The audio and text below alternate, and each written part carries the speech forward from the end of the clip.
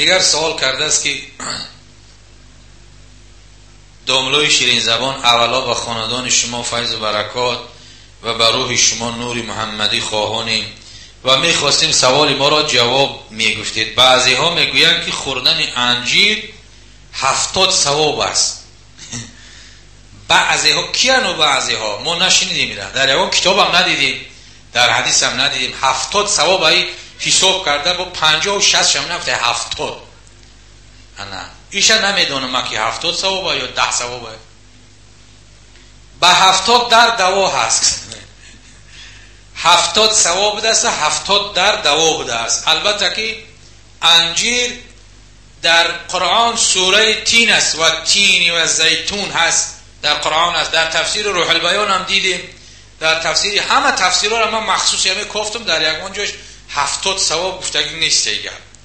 بعضی ها میگن اما بعضی هاش نامعلوم کی باشن.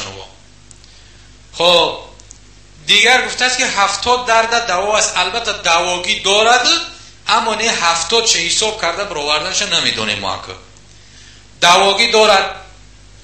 شکم ملایی میکند، فربه میکند، آدمی خراب باشد اگر فربهش میکند، شکم ملایی میکند، میجازش گرم است، بلغم و رطوبت بدن کم میکنه، به شرطی که خوردیشی در عوض عقیبش او نخری.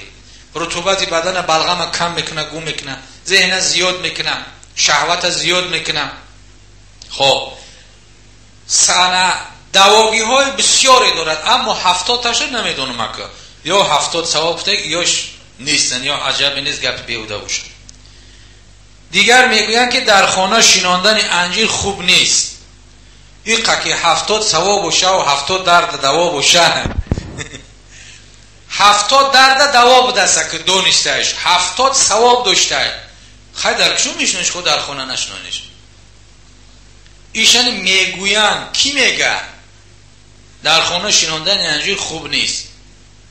نمیدونم، میرم من خوب نبودنش. 70 ثواب اگر داشته باشه و 70 درد دوا بشنانش، همون قریبه که دیست شده که